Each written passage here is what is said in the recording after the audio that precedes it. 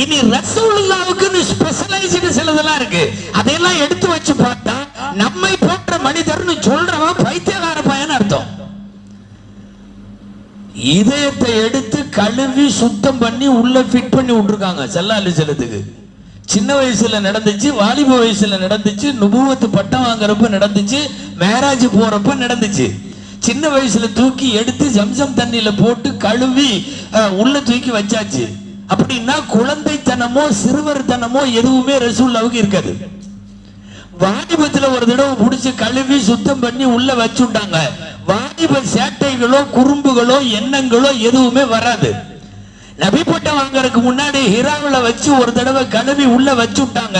அது குர்ஆனை ஏற்பதற்குள்ள பக்குவத்தை தருவதற்காக கழுவி சுத்தமிடப்பட்டது.